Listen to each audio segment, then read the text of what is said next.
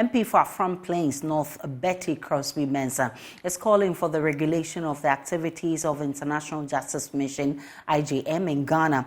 A recent BBC investigation revealed that some Ghanaian children were forcefully taken from their homes in an operation backed by IJM.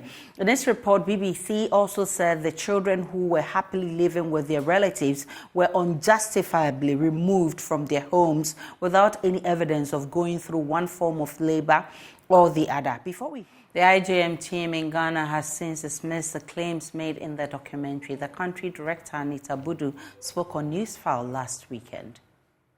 I am saying that there are inaccuracies in what is portrayed, or it's not the full picture of the work that goes on.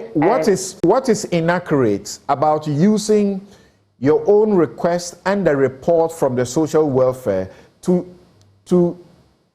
point to the glaring facts that they are not trafficked kids? What is inaccurate is that we cannot independently make a determination to move out and intervene.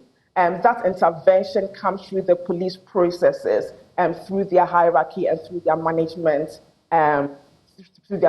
systems. That is what is inaccurate. Okay. We are always a learning organization, and we learn case by case, operation by operation. And so I believe there was reference made about the way operations were done in 2017 or prior to 2017. We've taken a lot of lessons from that, and a lot of dialogue. What we really pride ourselves on is building good relationship with our government partners, and so having dialogue as to what can work better and together moving forward in that. And so with this, yes, of course, things did not go 100% to plan, or as we would put it, but there are lessons to be learned, and we'll move forward with that. We always look to learn. We always look to grow. Processes were followed. Intervention is made. There is a process of interviewing, sitting with the children, determining more details around their family situation, family histories, and then going on to do further assessments as to what steps need to be taken for their continued well-being. In as much as our core mandate is supporting the justice system, we also believe very, very strongly that the well-being of the child is paramount. And when it comes to the well-being of the child, the support system and the system of care is also important. And so all that is part of our programming. Let's now listen to Betty Crosby-Mensah describing the development as disturbing and calling for a mechanism to regulate the work of IJM. I think this issue has been on my table for quite some time now. In 2017, those of you who remember, where I did a number of statements concerning the rates with which anytime NGOs felt that they needed children or they needed victims to parade in their various organizations, they rushed to the Volta Lake and rescue children from my constituency.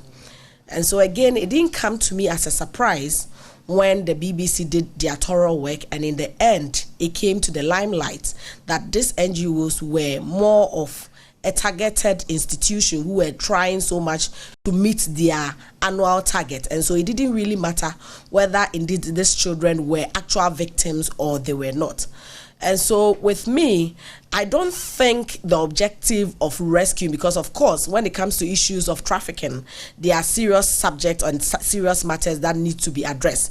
However, I feel that their mode of operating or the way of going about their business is not one of the best, and I feel we should regulate their activities and see how best we can protect the ordinary Ghanaian child, as well as making sure that real perpetrators are brought to book.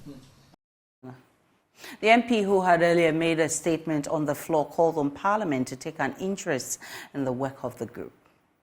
Parliament has a very big role to play in this very matter, because you realize that first and foremost, Parliament constitutes the people's representatives. I mean, we are MPs coming from various constituencies. And I must tell you that when it comes to this IJM issue, it's not just limited to reverend communities. They go to farming communities as well. So every MP that has some rural constituency to his name should be concerned about the issue.